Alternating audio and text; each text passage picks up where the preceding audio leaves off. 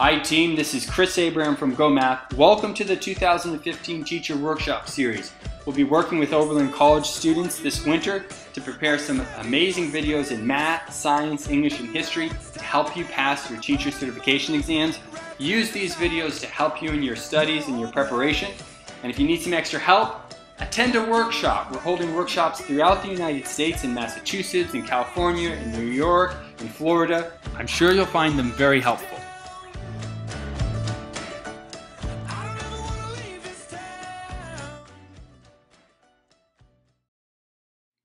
Hi team, this is Chris Abraham from GOHmath. Welcome to the 2015 Teacher Workshop Series. Today we're going to be working on number 49 on the 53 Math MTEL. This is a nice intermediate math problem involving factoring third-degree polynomials. I'm going to read this problem over, and then we're going to get some help from our Oberlin intern Conti on how to factor third-degree polynomials. And then I'll show you a shortcut on how to answer these questions, which are really important to be able to answer for your secondary teacher certification exams. All right, so let's look at number 49. It says x plus 3 is one factor of x cubed plus x to the second minus 14x minus 24. Which of the following expressions is another factor? Now remember, a third-degree polynomial has three factors. And one of them, we're told, is x plus 3. We don't know what the other two are. So we're going to be looking to see what could one of those factors be. And they give us four options. They say this could be a factor, maybe this is, maybe this is, maybe this is. Now, let's think about what a factor is and what third-degree polynomials look like.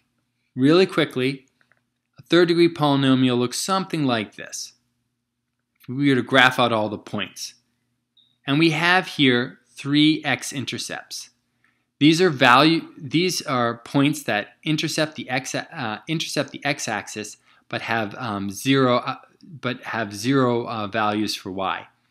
So if I were to write this, it would be written as like some value of x with a 0 for y. For example, this one right here could be -3, 0. Which tells us that when x is -3, my output, or y, is going to be 0. Well, guess what? Your factors here help you identify those x values that are roots of your equation. So if I look at this one here, you ask yourself, what value of x, if I inputted a value of x, would get me a value that if I added it to 3 would be 0? Well, x would have to be -3, and we just found out that's the root. All right, well, I'm going to use this same understanding to solve it in a moment, but I want you to look at how Conti factors this third-degree polynomial, so you have one way of finding out some of the factors in this, and then I'll continue this shortcut on how to find out factors of a third-degree polynomial. So let's go to Conti for a moment. Hi, Conti. Hi, Chris. We're going to talk about factoring third-degree polynomials. We are told that x plus 3 is a factor of the given polynomial. Therefore, if we plug in -3 for x, the whole polynomial will evaluate to 0. Namely, in the graph of this equation, -3 is an x-intercept, because at this point, the whole polynomial will evaluate to 0. We can find the other two roots of this polynomial through polynomial long division. We can make the polynomial the dividend and x plus 3 the factor. We can make it the divisor. Just like in regular long division, we're going to evaluate the quotient term by term. In the first step, we'll ask ourselves, what times x equals x cubed? We're only going to look at the leftmost term in the dividend for now. The answer is x squared. And we can subtract the product of x squared with x plus 3.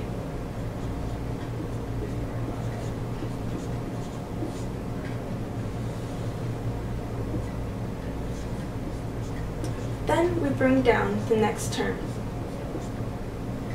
We repeat this process.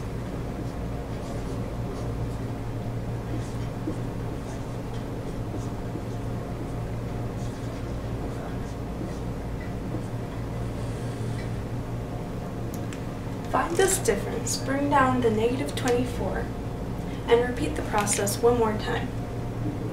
There will be no remainder since x plus 3 divides this polynomial evenly. We will then end up with a quadratic polynomial, which we can use foiling to find the last two roots. That's it for today on factoring third-degree polynomials. Back to you, Chris. So long division of third-degree polynomials, it's not the funnest activity to do, right? It takes a lot of time. So here's the shortcut. We know that this factor helps us find out that when x is 3, our first term here would equal 0, and the whole thing would equal 0.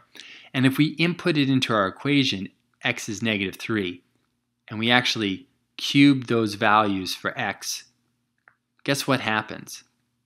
Maybe I want you to test out what happens. What happens when you input negative 3 cubed plus negative 3 squared minus 14 times negative 3 minus 24? What happens? Well, this is, I want you to do this out. Actually do this out right now. Really work this out. It should equal 0 because we just looked at it before. We said when x is negative 3, y is 0. Well, let's prove it. This would be negative 27 plus negative 3 squared would be positive 9. Negative 14 times negative 3 gets you positive 42. And then we have minus 24. I'll add my positive numbers. I get 9 plus 42 is positive 51. And then negative 27 minus 24 gets you minus 51. And indeed, when you input a negative 3 for your x, out comes a y value of 0. That's one of our x-intercepts, and we've just sort of, confirmed that in fact is a factor of this third-degree polynomial. Well, we're going to use that same idea, that if you can find the right factor, then you put the root in and your equation is going to equal to 0. Let's test it out. Let's look at D for a moment. If this is a factor of this third-degree polynomial, then when x is negative 2, this equation should equal 0. Let's test it out. What's negative 2 cubed plus another negative 2 squared minus 14 times negative 2 minus 24? Well, do this out on your own. Negative 2 cubed is negative 8 plus negative 2 squared is plus 4. Negative 14 times negative 2 is 28. And then we have minus 24. All right, well, what happens? This gets you a 32, positive 32. This gets you a negative 32. And we've just found out that when x is negative 2, our equation equals 0. So this, in fact, x plus 2 is a second factor in our equation. And I think if you look at these and you can remember that, then you just test out, what happens when x is equal to negative 2. Just test it out. Or what happens when x is equal to positive 3. Now, only one of these is going to work. And usually, I would test out these two first. The positive 3 and the negative 3 first. Because I'm pretty sure that, these are the ones in which they're probably looking for. And they're a lot easier to do these calculations out. Okay? All right, team. The answer is D. I hope you enjoyed both ways of factoring third-degree polynomials. Study both ways. Use one of them to help you solve these problems on your test. Thank you so much, Conti, for your help on this video. Everyone have a great day. Take care. Bye-bye.